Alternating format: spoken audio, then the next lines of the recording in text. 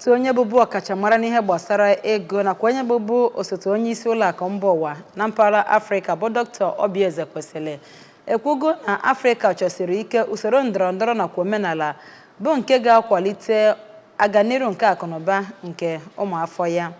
Onye nta akụkọ anyị bụ Joseph Egbeọcha kọrọ akụkọ a ka ihe si wee gaa.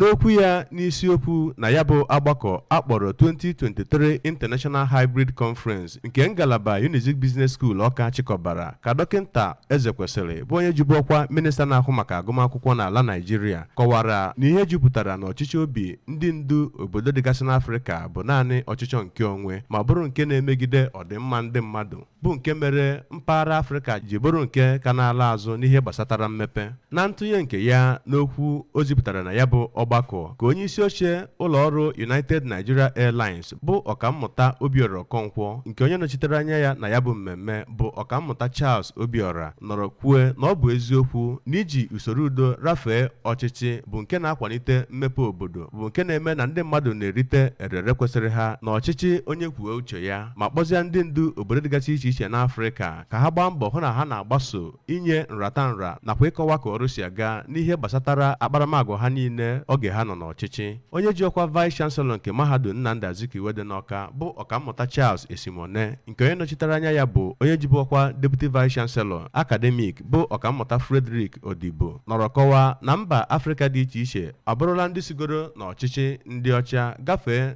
na nnwere onwe bụ nke ọ kọwara na o tego aka ha ga-esizi n'ọnọdụ dị otu ahụ hụ na ha agabigara ihe iche aka mgba enweghị mmepe na mpaghara Afrịka ma kwupụtazie ebumnuche ya na ya bụ ọgbakọ bụ nke a ga-esite na ya nweta usoro ka mma iji gbochie ọnọdụ enweghị mmepe n'ala Naịjirịa nakwa mba Afrịka. Na ntụnye nke ha onye chịkọbara ya bụ ọgbakọ ma bụrụkwa onye ji ọkwa Director Unizik Business School ọkammụta Ima Okoye nakwa onye ji ọkwa Chairman nke Nigeria Institute of Management bụ ọkammụta Anayo Nkannebe nọrọ kọwaa na ọgbakọ dị otu a bụ nke a na-esite na ya akpanite echiche na-enye aka maka nkwado mmepe obodo ka ha na-akọwa ka atụmatụ gọọmenti si emetụta ndụ nakwa azụmahịa n'ala Naịjirịa nakwa mpaghara Afrịka niile ka onye ji ọkwa Chief Executive Officer nke ụlọ ọrụ Chikasin Group bụ Chief Chika Okafọ, onye jibu ọkwa National Vice President nke otu ọhaneze ndị Igbo Worldwide bụ Chief Charles Odenukwe nakwa onye jibu ọkwa President nke otu Association of National Accountants of Nigeria bụ ọkammụta Ben Osisiọma ndị ritere onyinye nkwanye ugwu na ya bụ ọgbakọ kọwara na ya bụ ọgbakọ bụ ikpo okwu nyere ndị ndu na mba niile dịgasị n'Afrịka ebe ha kwara arịrị na ọ bụ naanị na mba Afrịka bụ ebe mmadụ nwere ike ịdị na-eme ọsịsọ isi n'obodo Chineke nyere ya gbapụ. Na mbụ n'okwu ya ka onye isi oche ya bụ ọgbakọ ma bụrụkwa gọvanọ na-achị Abia steeti bụ Dọkịnta Alex Oti nke onye nọchitere anya ya bụ ọkammụta Sam Omenyi nọrọ kọwaa na isiokwu ya bụ mmemme bụ nke na-enebanye anya n'otu iwere ọkwa ọchịchị si emetụta agamniru na mba Afrịka. Site n'Awka, abụ Joseph Egbeọcha maka akụkọ ụwa ABS.